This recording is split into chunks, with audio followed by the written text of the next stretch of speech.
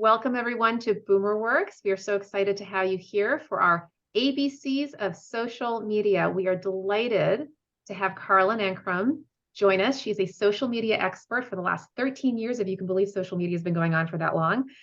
She has a company called OSnap Social, and her passion is really helping small business owners be set up for success, helping people take the reins and run with social media from the mechanics to the analytics. And her real goal is to help small business owners know the social media does not need to overwhelm you. You can go from dread to done. Okay.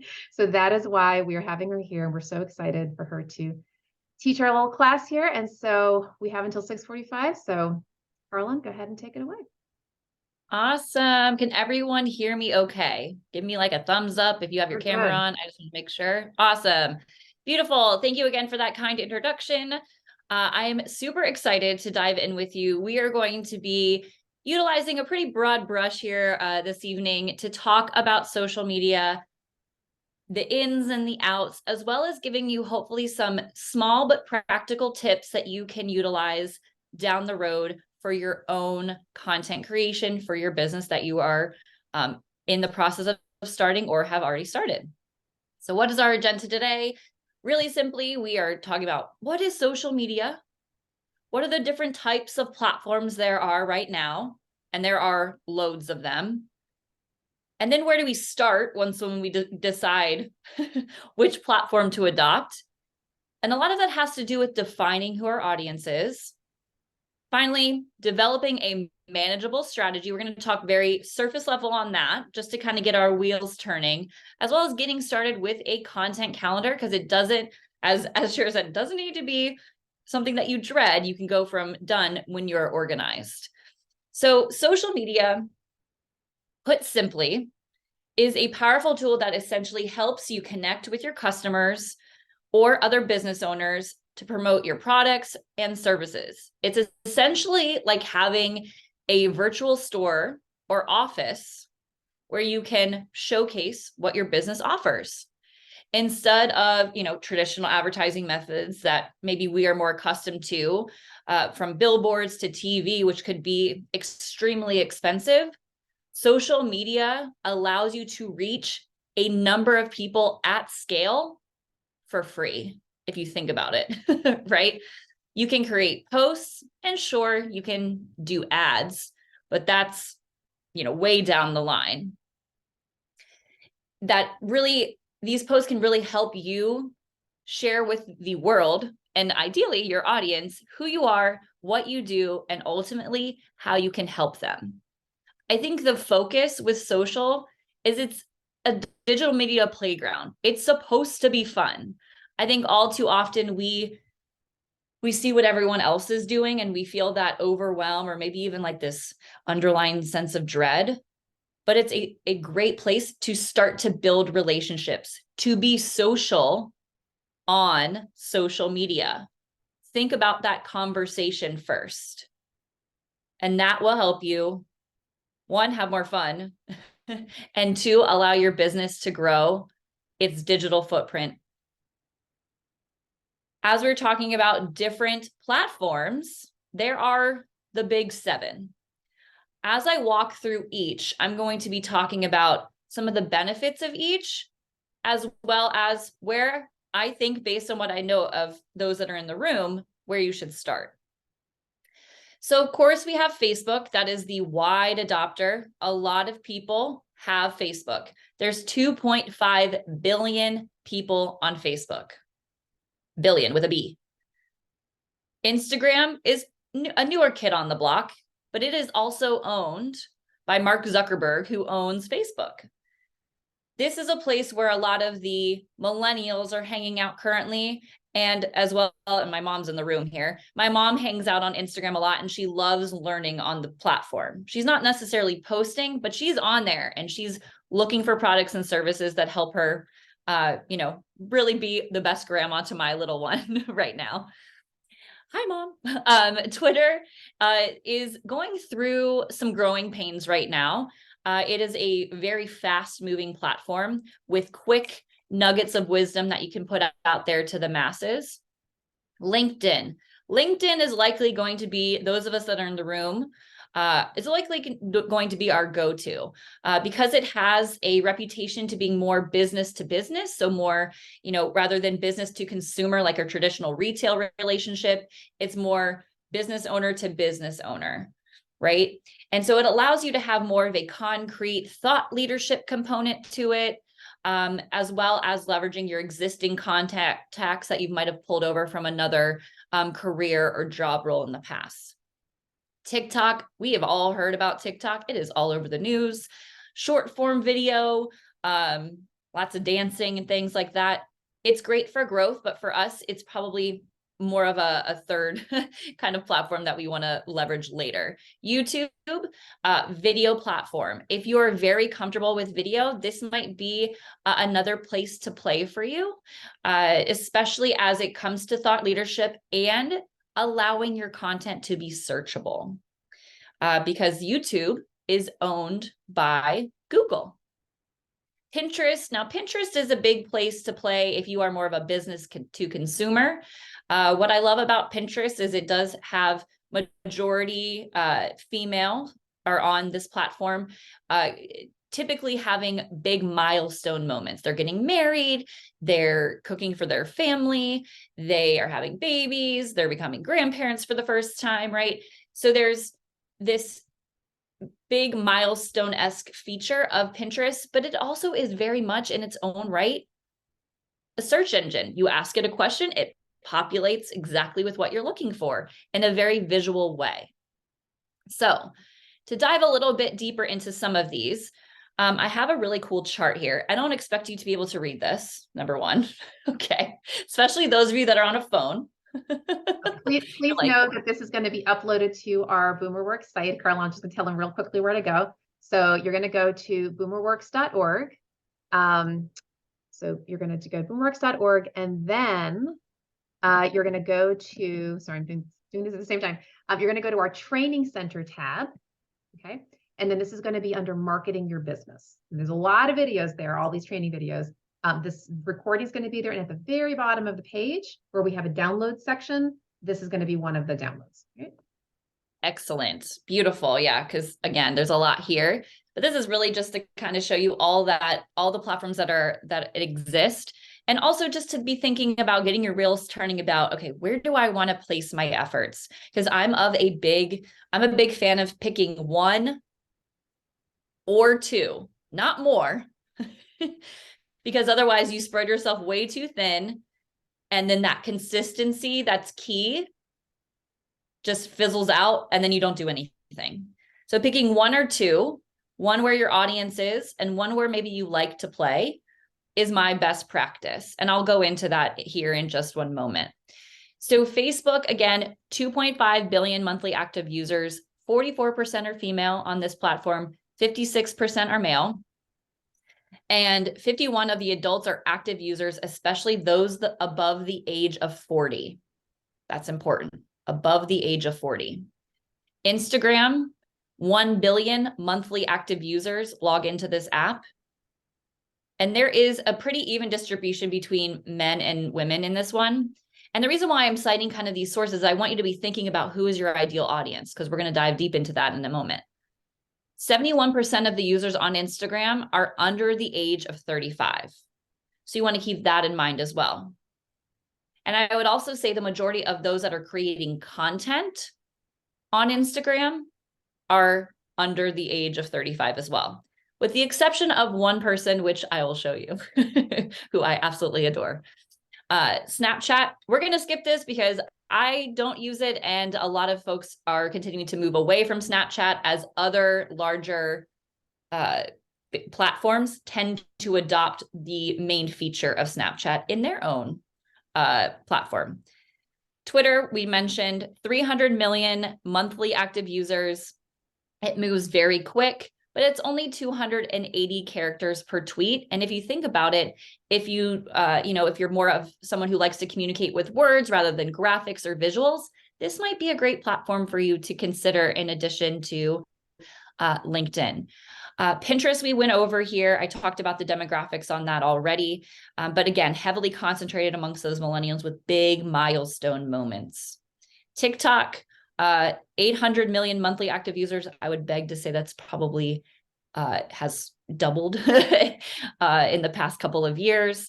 50% are under the age of 25. That being said, it is one of the most widely adopted platforms amongst the Gen X and Boomer generation, or baby Boomer generation. And again, it's not because they're creating the content, they're consuming the content. And so that's an important differentiator there as well. YouTube, I mentioned this, very heavily concentrated between, that younger millennial demographic, but also if you are utilizing Google for searches, videos are going to show up in Google, and they're going to be YouTube videos. And then we have LinkedIn, which I know most of you are more comfortable with. And LinkedIn is a great place to develop your brand, not just as a business, but also your personal brand, where you're talking about your thought leadership, your past career that maybe has influenced where you are today. And it is becoming a platform that has, I always say, like kind of has loosened its tie a little bit and becoming a little bit more candid. You can get away with being a little bit more authentic about who you are, showing behind the scenes. I will tell you, one of the most top performing pieces of content that I did, and it was about a year-ish ago, before I have the setup that I have now, I had to have all these different lights in my office in order to do trainings like this, to have like decent light on my face and all of that. I didn't have fancy pants lighting, right? I literally took a lamp that's sitting over there. I took the shade off of it and turned it on. That was the light from this way. I brought in another lamp from another room and put it on the other side of my desk. And I took a picture because it was kind of ridiculous if you think about all that was going on. But when I shared that, it got a lot of engagement. A lot of people were like, oh, I love this. Like, way to go. Yeah, you don't have to do it fancy. And that was a big thing because that's a big core value. It's like, just get it done. Figure out how to do it and just go and try and do. And so showing that behind the scenes on a place like LinkedIn, one, it felt super vulnerable, right? A little bit messy for a platform that seems very straight-laced and buttoned up. But it got people talking. It made me a human, right? I was a business owner and I was doing what I could to get the message out there to the masses. And I was doing it in a way that was authentic to me and maybe a little bit messier than some might think that I do things, right? And that's where I want you to think about your content going forward, is how can you lean in wholeheartedly to who you are? Because those that are for you, your audience that is for you, will be attracted to you, and those that are not will be repelled by you. And that is the best case scenario. Let me tell you, best case scenario. So where do we start? Now that we know that there's all these platforms and they're changing and they're allowing us to have thought leadership, right? Before we think more on that, I want to address some elephants in the room though. Okay, quick poll in the chat, please. What is holding you back the most when it comes to social media right now? What's holding you back? One word answers are cool too. Technology, time, yep. So many accounts. Listen, I feel that deeply. What else?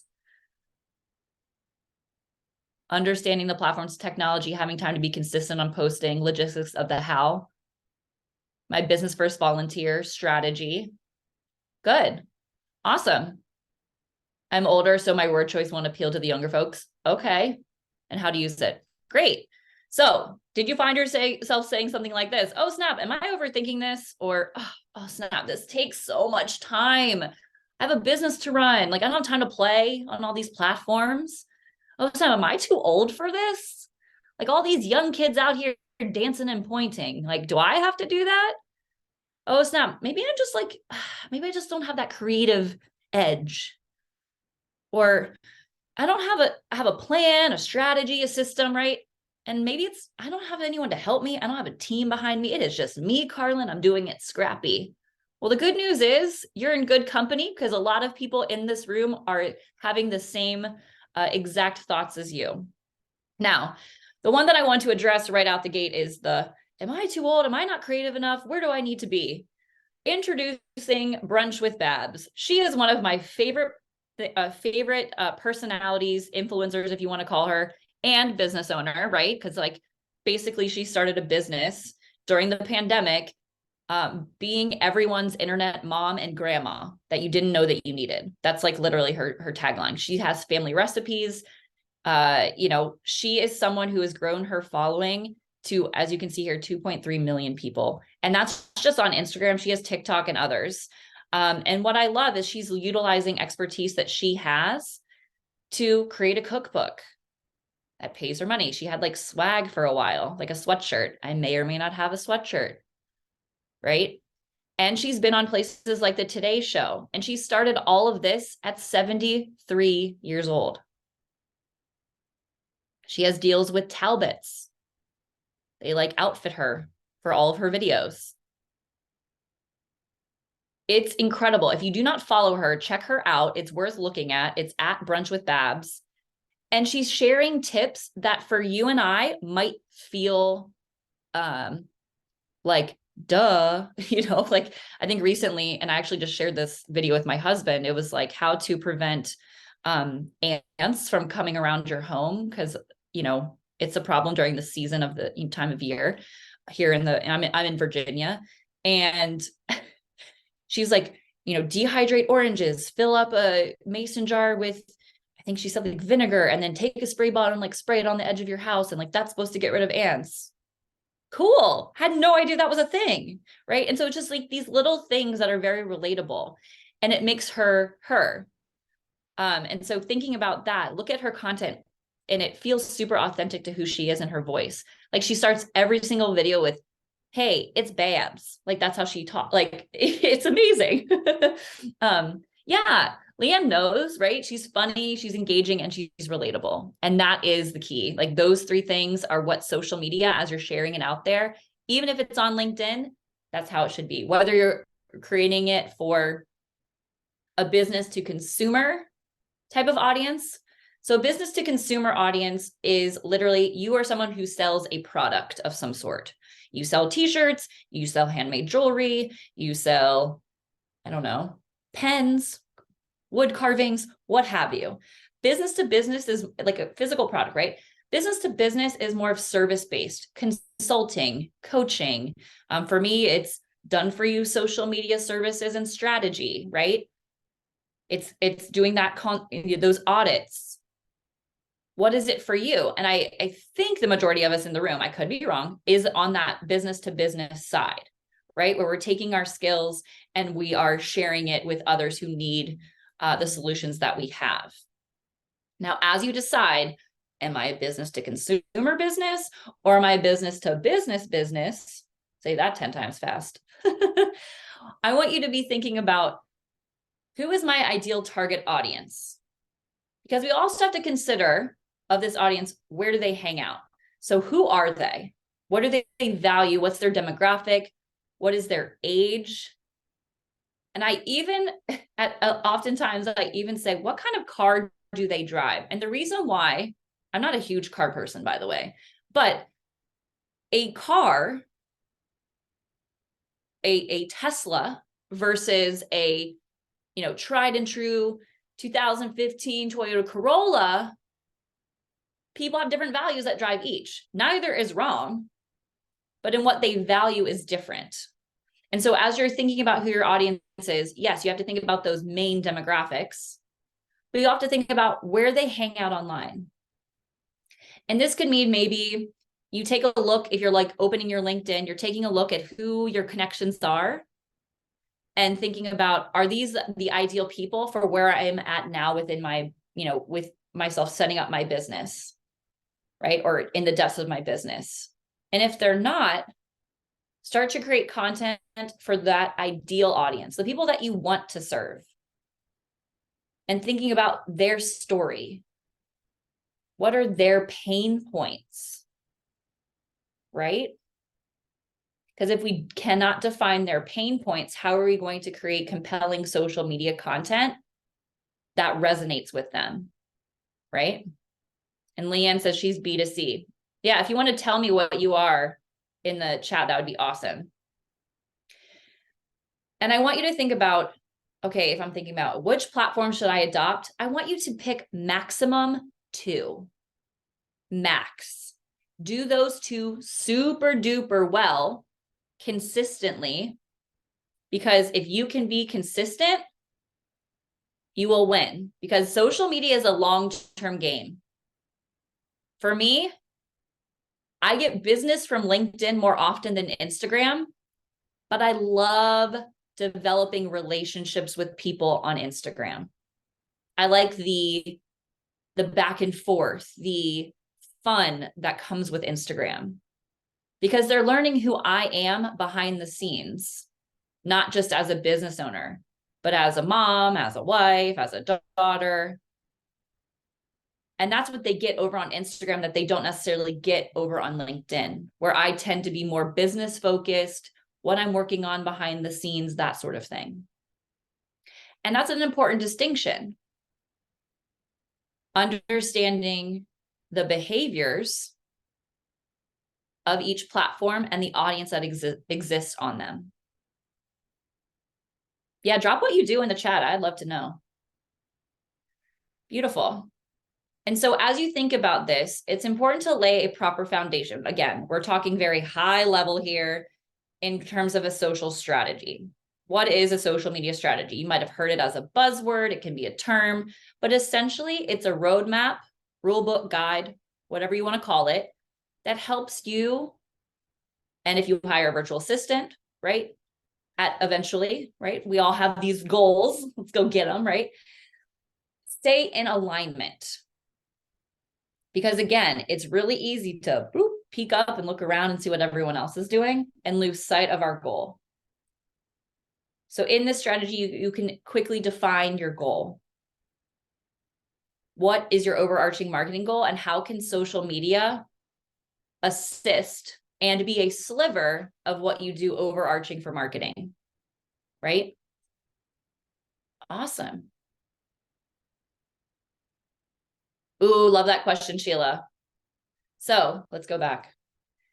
So for me, and this is the answer to your question. So Sheila asked, a big question I have is, do I keep my personal page or create a business account? I suggest, especially if you're looking at like Facebook and things like that, Facebook, create a business page. LinkedIn, people do business with other people. So you can definitely keep it as your profile where you're sharing majority of your content. Does that make sense? Just give me a Y in the chat if that makes sense. Yes. Beautiful. Thank you. I'm like, I want to make sure. And similarly, because on LinkedIn, do I have a business company page? Yes. But people don't engage with my company page like they do my personal profile. They just don't, right? Because again, people do business with other people. And Instagram, I 100% blur the line. It is very blurry. I manage my Instagram myself. I have a mixture of business and also like cute photos of my daughter and things that I do on the weekend that pop up from the behind the scenes content. But I'm intentional about how I utilize each platform. And that goes back to what we're talking about here, a strategy, right? And so some of the goals that you can think about, right? And I love a SMART goal. We love acronyms. And if you were from the business world, we might have heard of it, right? Specific, measurable, attainable, relevant, and time-bound goals. Karen, I ask myself that every day. One hack that I do is I actually turn all of my notifications off after 5 p.m. I was just telling the team that before we got started. And I'm intentional with about the time that I spend on social when it's for myself, right? I go on there to create content, 30 minutes and I'm out. Because I could get sucked into the vortex just like the rest of us, right? So some examples that can help you keep focus and be intentional are these SMART goals, right? And it's building that brand awareness. You know, I just want to be known. I want to kind of start to dabble. I want people to see me more often. That's step one. If you're like, I've never posted a thing on LinkedIn. Okay, let's start today and be consistent, because over time, people will start to notice. That's happened to me several times. I'll go to a meetup in person and people are like, oh, I love that post that you did 2 weeks ago about XYZ thing. And I'm like, great. And then I'm thinking in my head, why didn't you leave a comment? Right? I'm like, I did all this work. Managing your brand reputation and thought leadership, really cementing that you are the expert in whatever it is that you are doing. And why? Because no one out here is going to toot your own horn in the beginning. You got to toot yourself a little bit. And then you start to gather those reviews and recommendations of other people sharing about your, vintage jewelry as an example, right? Improving the traffic to your website. That's a big one of mine. That's my ultimate goal, because social media is a space that we do not necessarily, well, we don't own it, not necessarily own it. We don't own it. Meta owns Facebook and Instagram. Elon Musk owns Twitter, right? We don't own our followers. So I want you to be thinking about, how can I take people from a place where it is essentially, social media is often like the watering cooler, or like the lunchroom at the office, where people gather and they kind of talk about things that matter to them, and drive traffic somewhere else. My ultimate goal is to take people from my social media platforms over to my website, whether it's to read something about my thought leadership, to read my blog, maybe it's to request an appointment. And for those of you that are B2C, maybe it's to check out your shop, your store, your about page on your website.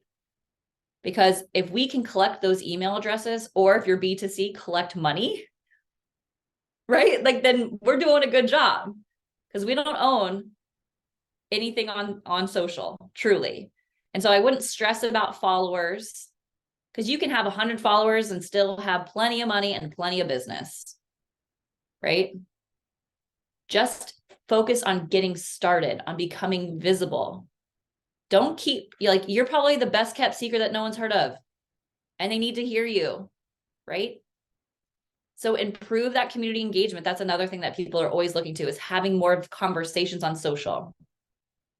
Maybe it's generating leads, right? Bringing people in to raise their hand and say, I'm interested in your service.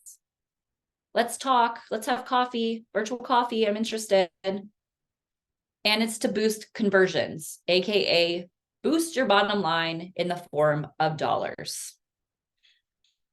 Yep. Yeah, that's true. That's true. Yep. Love the chat. Keep it going. So we all have a keen understanding now at this point of who our target audience is. And ultimately we have an idea of what our goal is, maybe, right? And as you're thinking of ideas, like, I hope you have a pen and paper handy, writing some of these things down, because we need to think about, again, not necessarily where we think they hang out, but where they actually hang out. So, and with that, we want to think about an editorial calendar. Now, what's an editorial calendar, Carlin?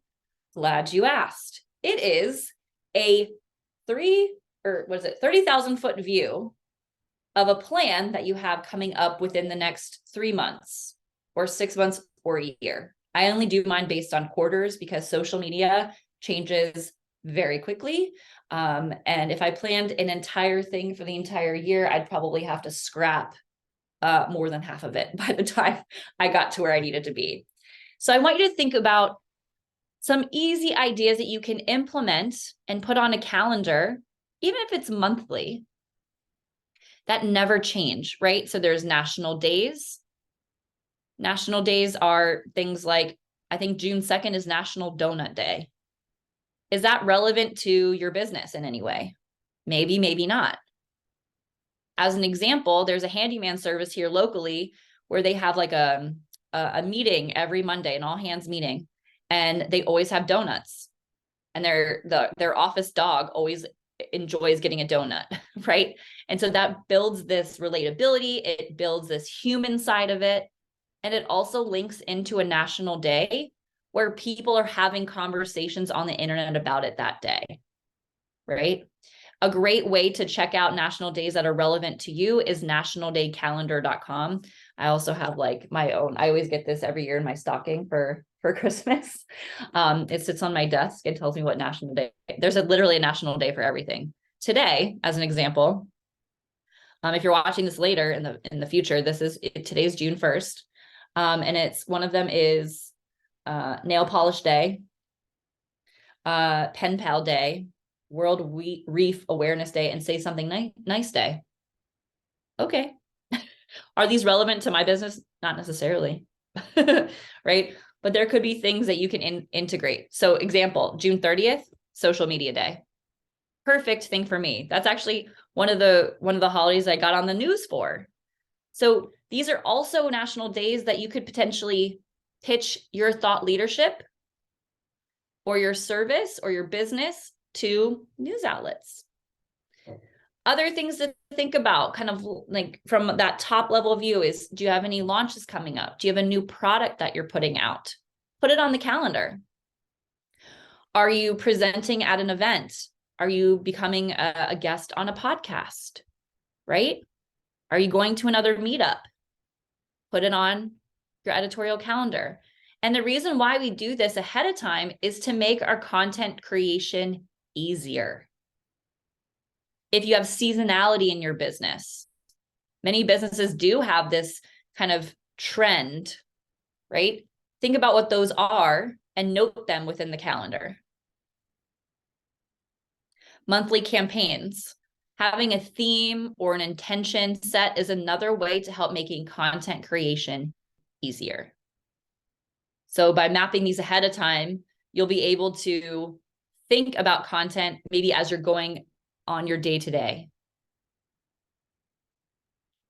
And that way it can feel a little bit more in the moment, but you have more top of mind clarity of what you're going to be posting. And then of course, there's website content. Do you need all of these things to have a successful social? No. These are just ideas of things that you can be thinking about now to pre-plan for, say, the rest of this month. Or if you're like, I want to take June to plan and July, I'm going to start executing some of these plans. Great. Map out July and what that looks like. You also, and that's not noted in here, if you're taking vacation away from your business, you should probably also put that in the calendar, because the content is going to be vastly different, or you have to pre-plan that content ahead of time in order to maintain consistency, right? So for the website content piece, I release a blog every single Friday, like clockwork. Hasn't always been that way, but it is something that I have worked very hard to maintain. And I know that that goes out every single week, and every single Friday, my newsletter goes out that also contains the blog and a few other tips and tricks and things like that. That is on my editorial calendar. I know that, and my lovely team knows that. So we know every Friday that blog is getting posted on social as soon as it goes live. But that's noted in the editorial calendar. If, for example, we're off for a long weekend and we're not posting, that's also noted, right? And so it's really there to just keep you on track. But also, I don't know about you, and maybe this is just a me thing, I don't know. I think logistically, and then I also have this like creative brain that takes over. And so I need to be like, okay, I'm focused on planning. And then when I shift into content creation mode, it's all content creation mode, because it uses, you know what I mean? Like different skill sets and different sides of our brain as well.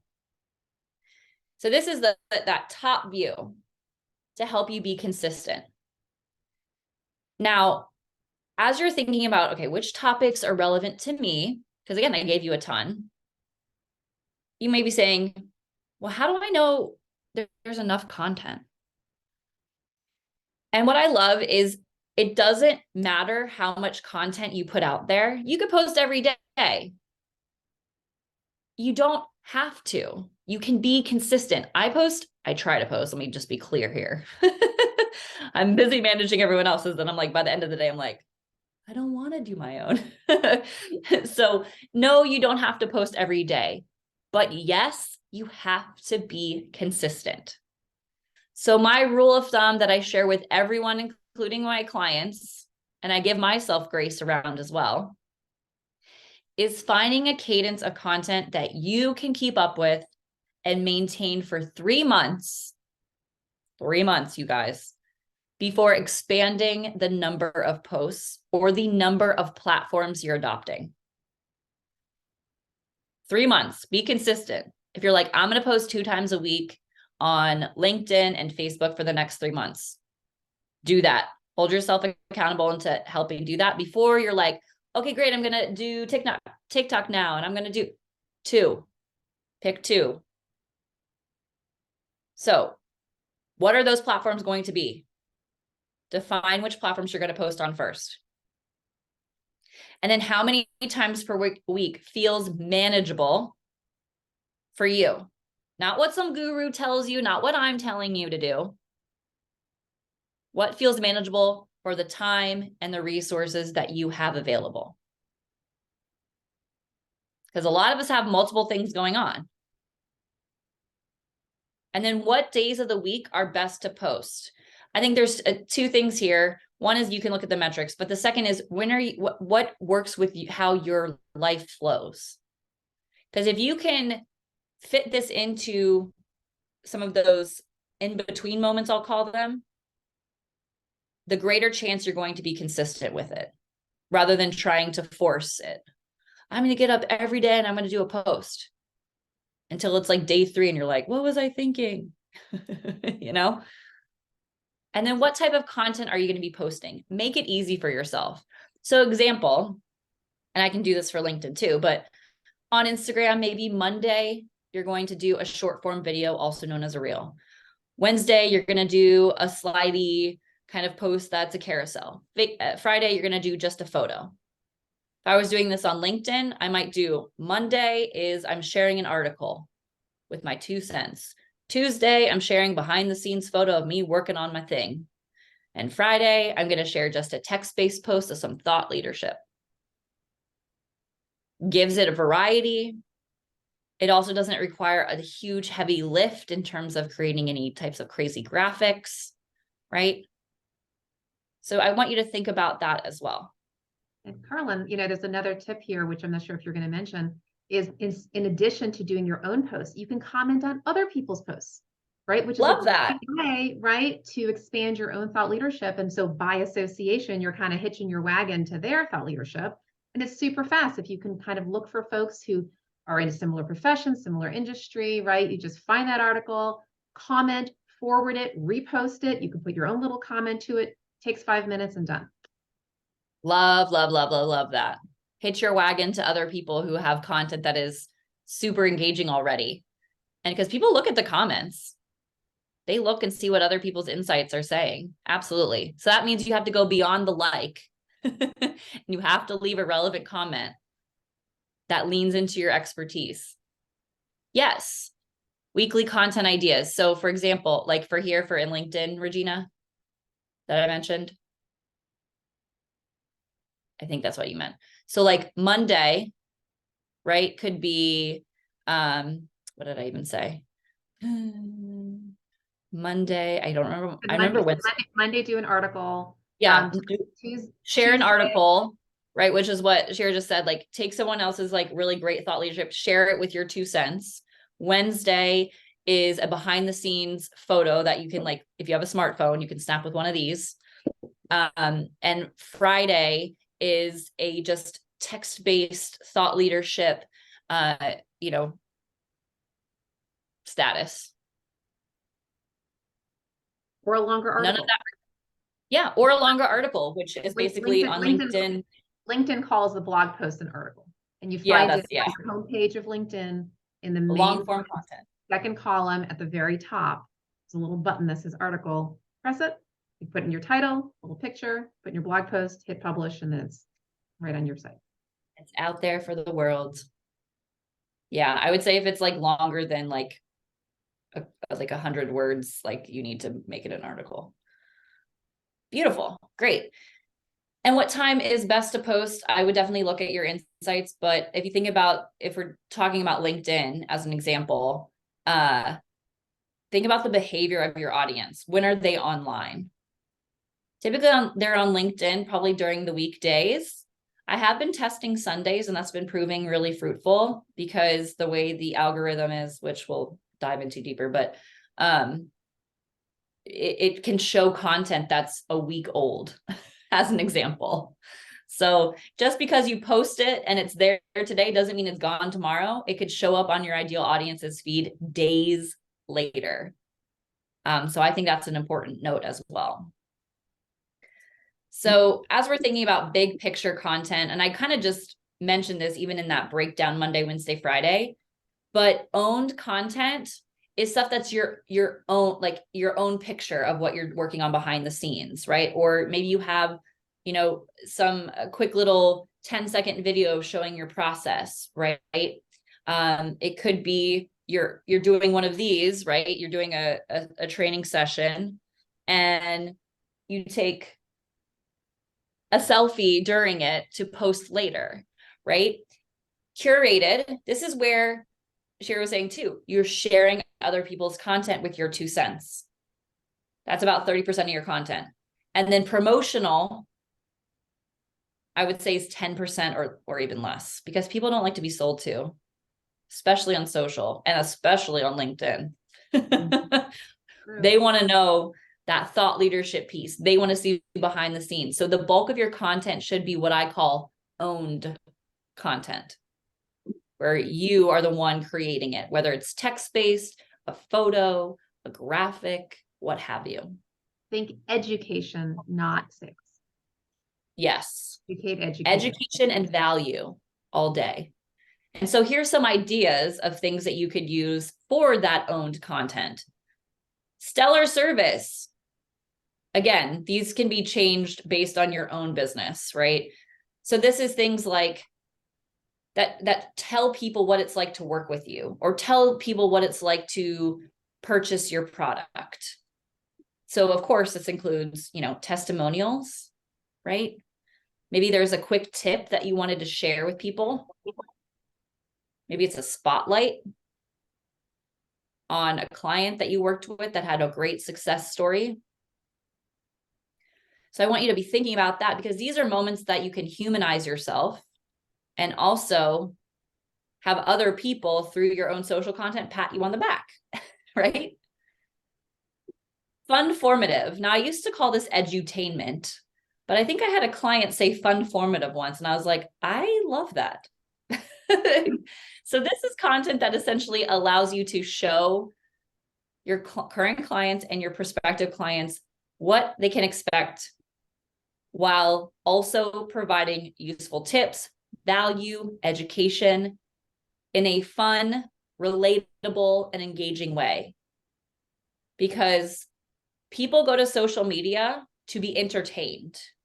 They don't go to social media to learn about accounting, as an example, right? So I want you to think about that. Am I telling you to be someone that you're not? No, because your audience will see right through it. You have to be authentic to who you are and lean into who you are. But I say all this to say, don't be afraid to share your personality, right? And that energy that you present to the world. And finally, behind the scenes, this is the easiest piece of content to do. And I feel like everyone is still very bashful in doing it. There's definitely, and I'm going to totally steal this quote from one of my PR friends, there is a message in the mess.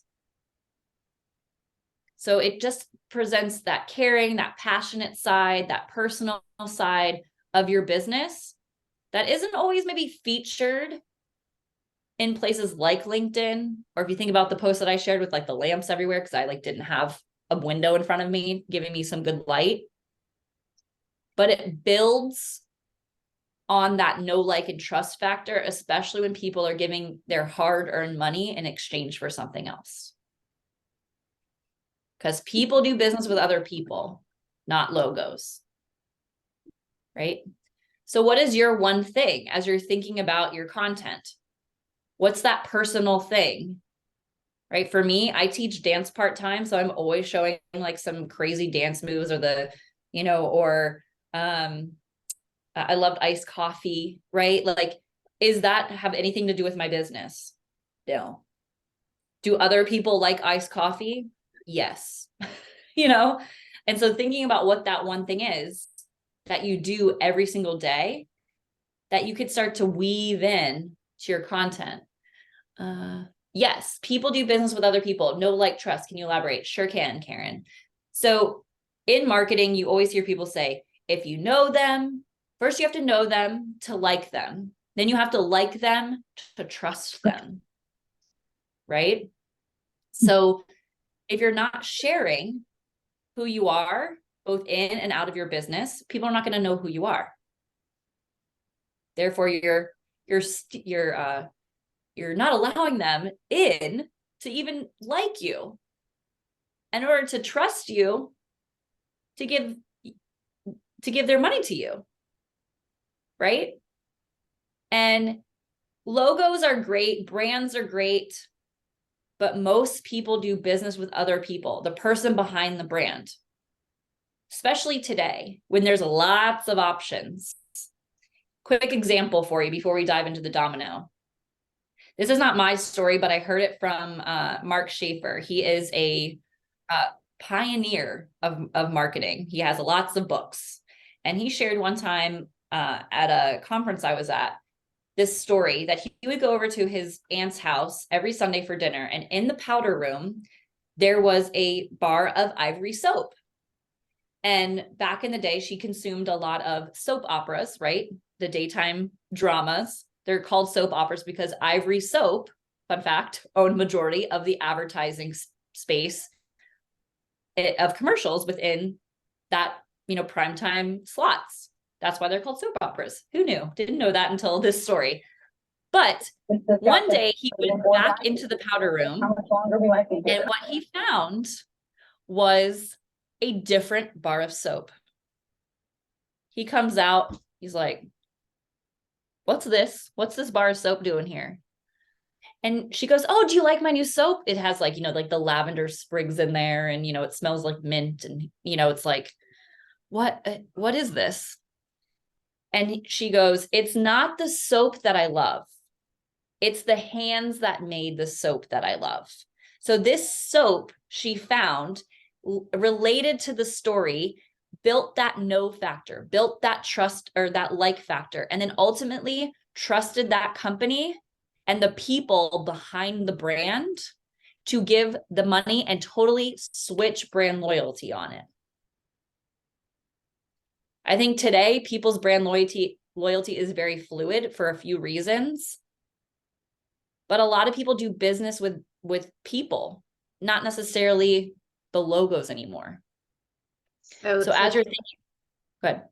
So there is a very famous little book called The Go-Giver, and it's been around for a long time. It became a movement, and other books kind of got spawned off of it.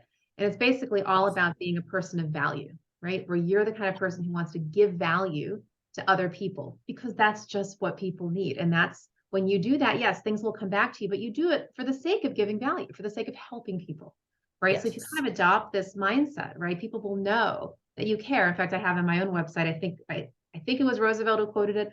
People don't care how much you know until they know how much you care. Right? Yeah. We all lead with that sense of true, genuine caring for other people. There's going to be that sense of authenticity, that sense of trust that they're going to want to do business with, right? So just be that person of value.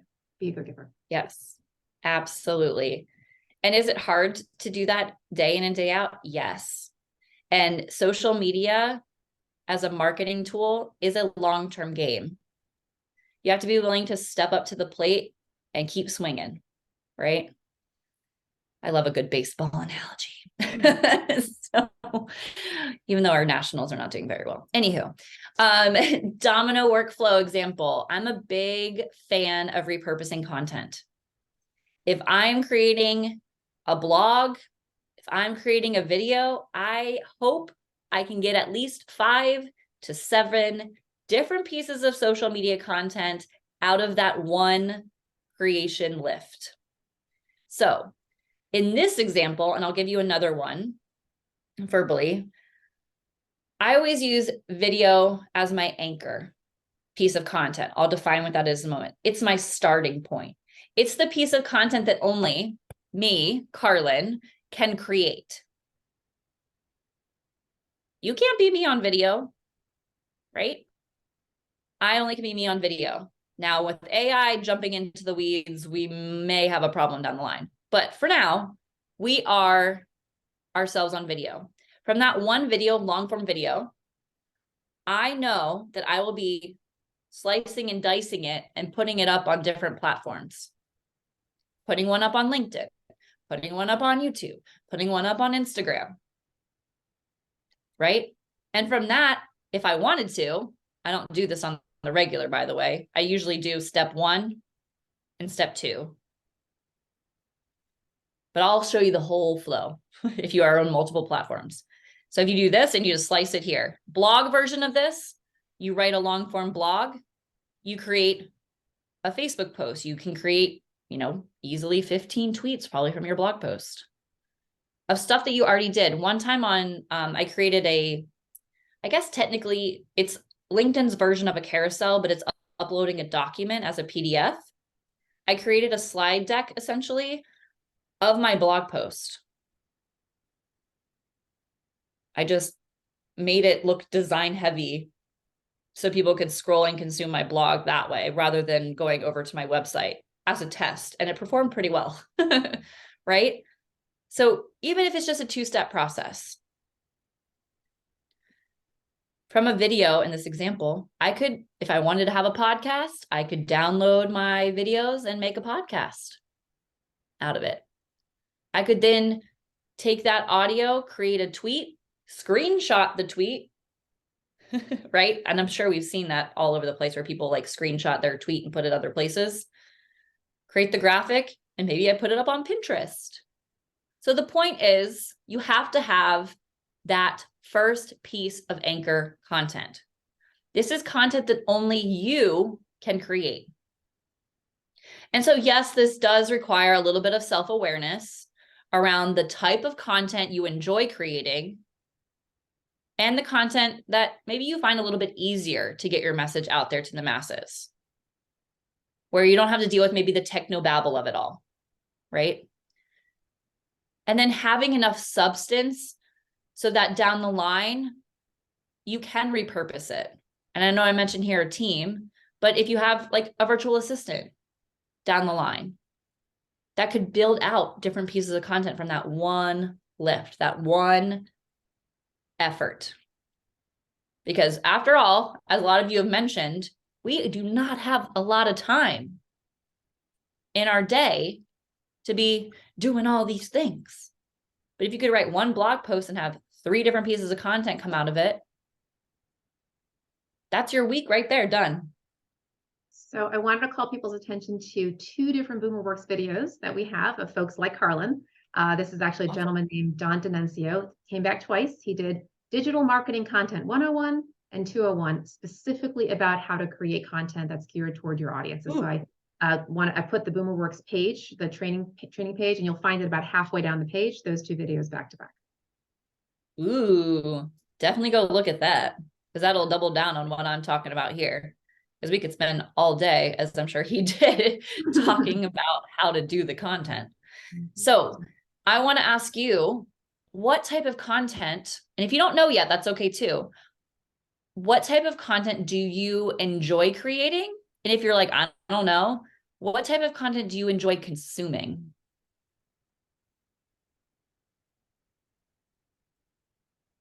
What type of content do you enjoy consuming, or what type of content do you like creating? Drop that in the chat.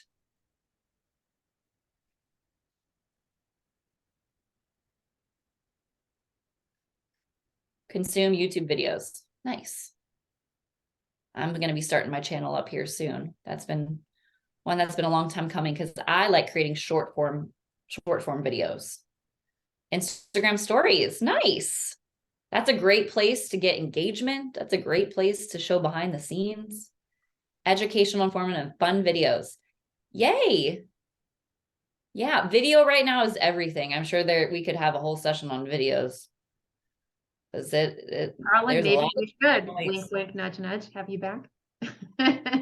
Wink, wink, nudge, nudge. And I think we all overthink videos too, especially for social. Social is so forgiving. And a lot of us, if you have a smartphone, an iPhone, we have like a video production studio quite literally in our pocket. It's wild these days. Consume YouTube, long form articles, audio in particular these days. Love it. So like podcast, Gail. I love me a podcast these days too. I do stories and posts. Love showing photos of my trips to farmer market foodie. Ooh, nice. Videos going into 3D, another dimension. Yeah. The metaverse. Dun, dun, dun. Virtual reality. Facebook graphic posts and videos. Yep. So yeah, all over the map. But I'm really loving that you guys are consuming many different types of content, because that will help you figure out, what do I want to create, or what do I feel like would best suit me in terms of who I am and my audience. Awesome. Okay. Now with that, and I know we talked a lot about cadence, we talked about our workflow, we talked about having an editorial calendar. So I want to give this to you guys for free. This is a social media editorial calendar. This will allow you to swap out the dates, plan ahead of time for the next 30 days. And with that, I will take questions if you have any for me, because I know I ran through a ton and this was a very high level overview, and I could talk all day about social media because I love it so much. Thank you so much for having me. Thank you, Carla. Nice and short, but I know there's questions. Yeah, for sure. So question, can you elaborate on the need of a website with social media? I lost the chat. It went away too fast. Okay, yeah. And also Gail said the 4.0 didn't work. Okay, I'll grab a link for you, Gail, and I'll put it in the chat. That might be easier too. I love QR codes, but sometimes they don't really help us. Okay, so can you elaborate on the need of a website with social media being so relevant? Yes. So websites, without getting too technical, websites really allow you to have a digital storefront on the internet. And what that means is it's a place that you own. It's a place where you can drive traffic. It's a place that can be found when someone is Googling you, right? It's a place that is super easy to have, even if there's like not a ton of content on there consistently, it gives you this form of like legitimacy, if that makes sense, if people are searching for you and looking for you. And if hypothetically, if this ever happened, I don't want to see the day. If like Mark Zuckerberg, who owns Facebook and Instagram, is like, you know what? This has been a fun ride, and I'm done here. And he just shuts it down. One, the mass hysterics that would ensue, I do not want to see. But we still then would have our website. We would still then have our email list in which we could still market. So I just want you to kind of think about that going forward. And something Awesome. else. Other questions? Oh, actually, if I could just comment something else about a website. Websites are credibility. That's what I figured. Oops. Oh, Siri decided to talk. Hold on. oh. That was weird. Go ahead. So websites are credibility builders. So think about the last time that you were referred to a vendor, consultant, a coach, a me, a Carlin, a whomever, right? So maybe somebody referred you, or maybe you saw a post on LinkedIn, and you said, okay, I'd like to go explore working with that person. After you have heard about the person or seen the post, what's probably the next thing you do? You go to their website. Is this person legit? So having that sort of anchor credibility builder that connects to your brand is sort of can be the next stop before they actually make the call. They say, okay, person's legit, website looks good, it's credible, it's authentic, right? And then they'll go ahead and call you. Mm-hmm.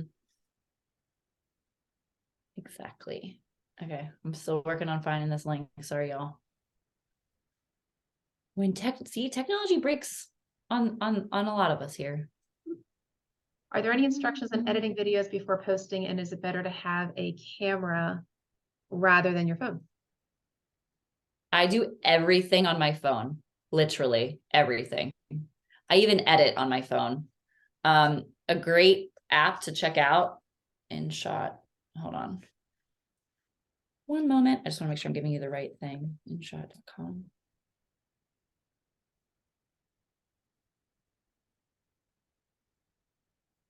This is an app that you can put on your phone, and it costs $4 to get rid of the watermark forever.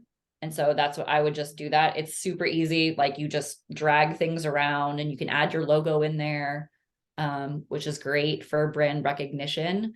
I love InShot. It's super simple. And they're always actually coming out with new things. You can add music that they have inside there that's royalty free. I love it. I think it's great. And if you're like, if you get overwhelmed with all the different editing that's inside specific specific social platforms, like Instagram has Reels where you can edit the videos in there. If you feel overwhelmed by that, InShot is consistent, and it's a lot easier. And then you can upload that pre-edited video there. And if you're worried about it not looking professional enough, like for example, your background, or, making it look like this is a professionally done video, actually it's quite the opposite. A lot of people want real. They want genuine.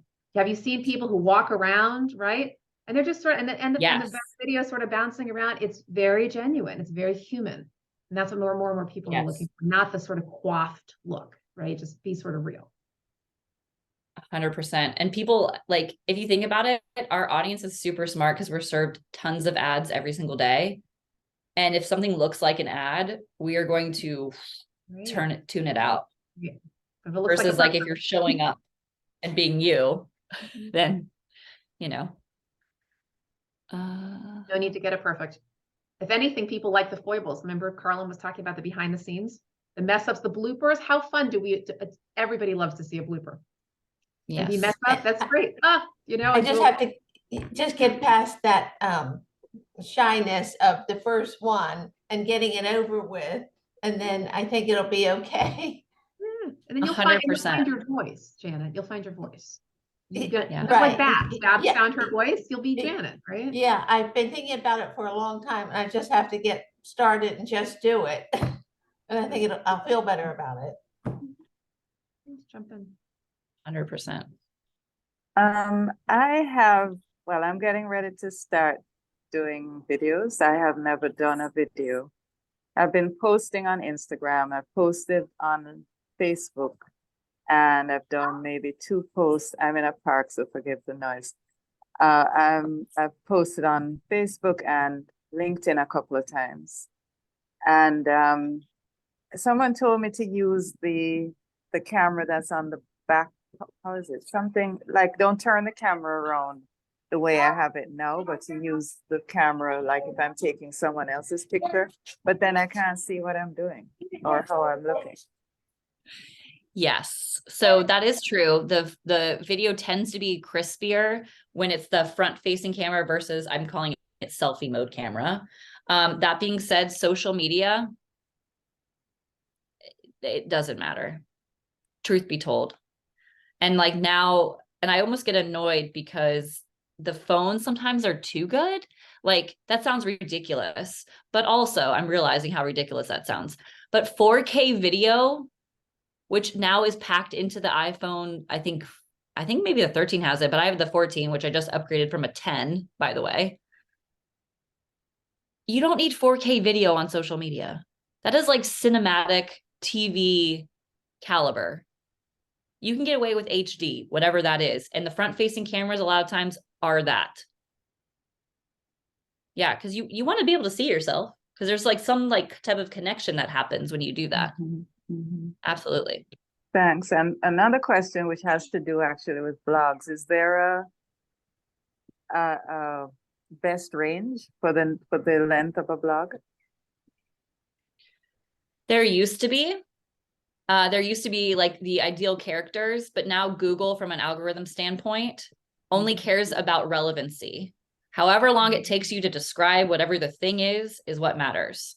So it's not like 1,500 words or whatever. But I will say the minimum should be 300 words, but a blog is way longer than that anyway. But for it to be indexed by Google, a page, this also includes your website pages, needs to have 300 words at least.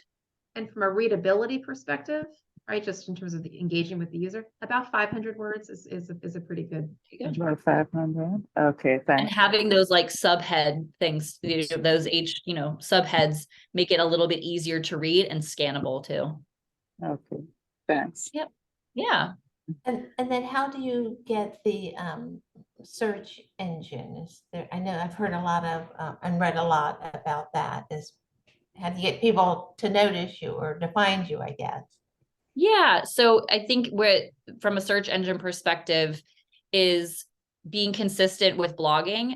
That's something that I've been really, as I mentioned earlier, been really intentional about as part of my overarching marketing strategy in the past couple of years.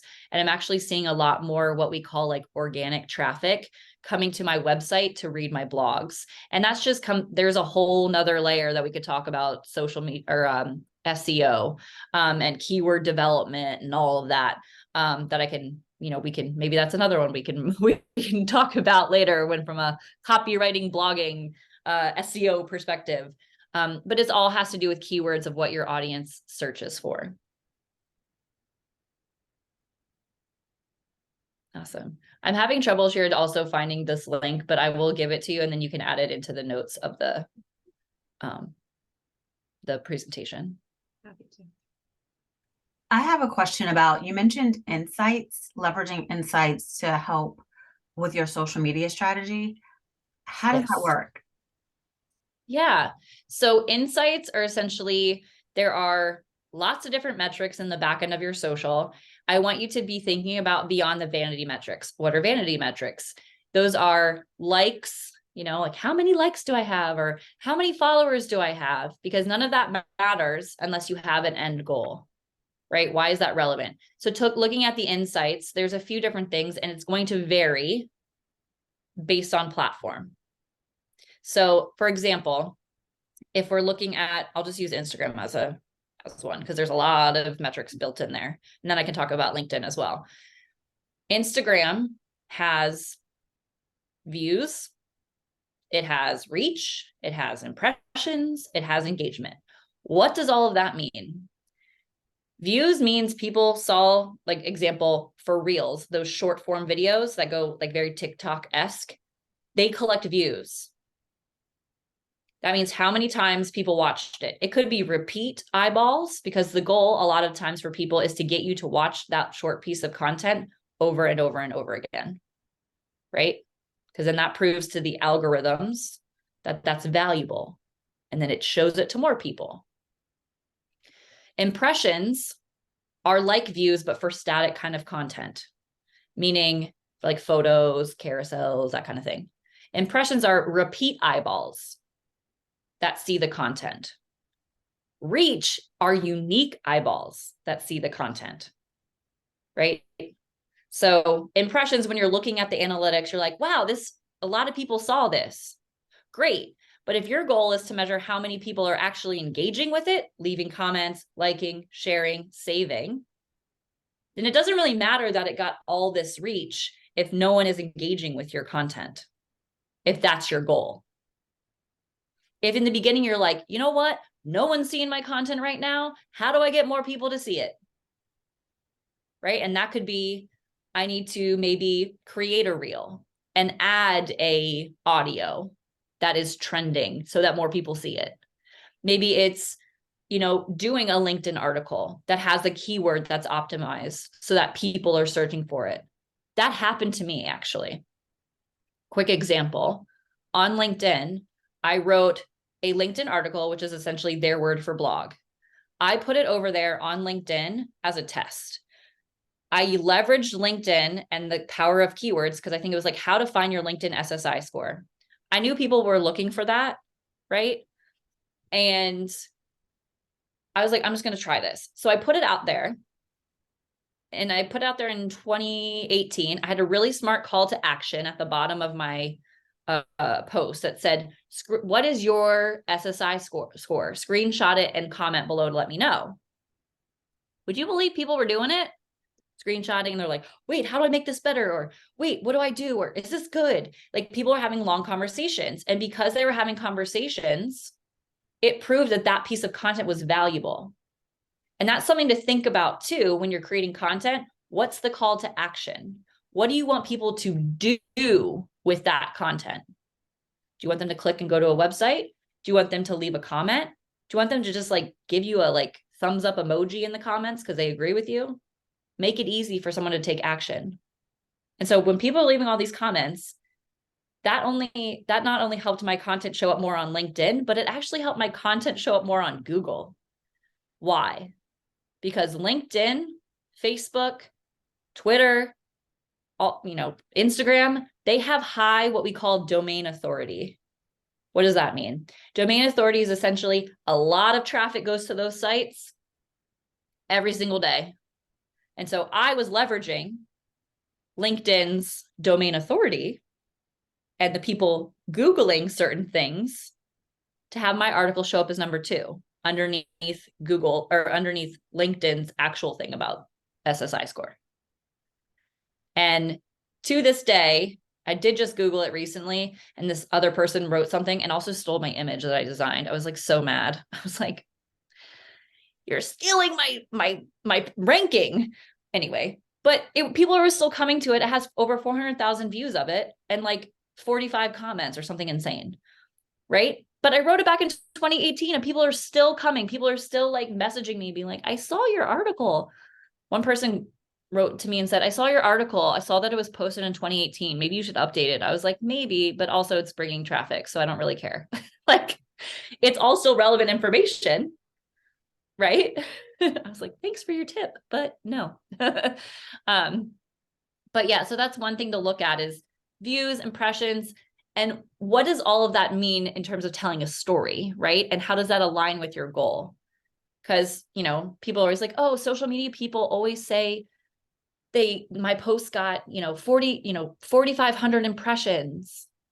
Cool. But it's not getting me money or it's not driving traffic. I will say social media in the beginning cannot be, this is too broad. In the beginning, it is not a direct sales tool. It is a relationship building tool. It is a traffic collection tool to get to the sale. If you are selling your product right out the gate on social, awesome. Awesome. That is not the norm. It's a community building tool. Exactly. It's that building that know, like, and trust. Okay, there's a question here that was directed to me. Best place to find out how to use Instagram for business, making it public, etc. I'm a Facebook, LinkedIn user, but don't know much about Instagram. Carlin, before you answer that question, I just want to let everybody know this is a really good time to mention this. Our next BoomerWorks meeting is going to be on Instagram specifically. Come back we to have this and learn. On July 19th. It's titled How to Become Insta-Fabulous on Instagram. So we have another social media expert coming July 19th. Mark your calendar. If you want to just check it out, we haven't posted it yet, obviously, but on our boomerworks.org under the meetup tab, just drop down and you'll see we'll be posting it pretty soon. So just stay tuned for that. So Sheila, come to the next BoomerWorks to get all the deets. Shira, I'm sorry. Do you mean that it's viewing on Instagram or it's about Instagram? It's literally answering that question. It's how to use Instagram for your business. So today's webinar from Carlin was a general social media overview. The next BoomerWorks meeting is going to be somebody just like Carlin, but going deep dive on how to use Instagram for your business. It's being shown over Zoom on how to use Instagram, not being shown through Instagram. No. It's literally this kind of meeting, a repeat of this kind of meeting with another consultant on Instagram. Yeah, thanks about it. Yeah, good question. Perfect. Okay, Leanne asked, any recommendations for using social media for a specific event? I'm about to do that, so help. Cry face emoji. Love that. Well, first, what type of event is it? Because that can help give me some context. It's Men's Health Month, which is this month. I want to do, like, I should have started today, but I'm gonna do a social media campaign every day, posting different things, like maybe some stats, maybe some tips, Love it. different things to try and get people into my world. Health, using Men's Health Month to get men's attention for how they can enhance their health to enhance their retirement life. Love it. Well, first of Something all, like that's that. the right approach in terms of like thinking about it from a monthly campaign level and something that people are already talking about. Some things I would make sure that you include in your post, and you probably are already thinking about this, is making sure that you're looking at some of the hashtags that are relevant that men are looking for in the health space. So yes, hashtag Men's Health Month is a great one, but what else? What are their pain points? You know, how does that statistic matter to them? Early death. You- I mean, really. I just read an article that had a whole lot of really just said the forecast is not good, especially Yeah. for minorities. So Yeah. yeah. This disability that you could maybe avoid by taking steps early or mitigating And maybe like risk or it could be, there something. could be stuff around like So symptoms to look out for. And then I want you to Mm. toot your own horn as well in those pieces of content, because, you know, people are people, and then be like, well, what does she know about men's health? She's not a man. What does she and know? I'm not a healthcare person either.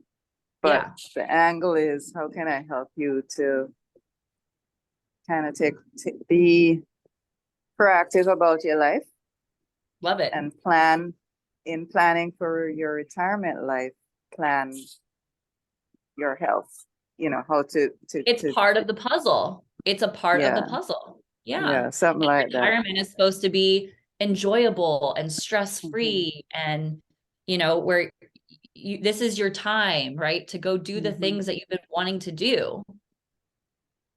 And it should, it can take that kind of focus, but there's something in your messaging that needs to communicate I'm going to call it like the end goal of like enjoying retirement.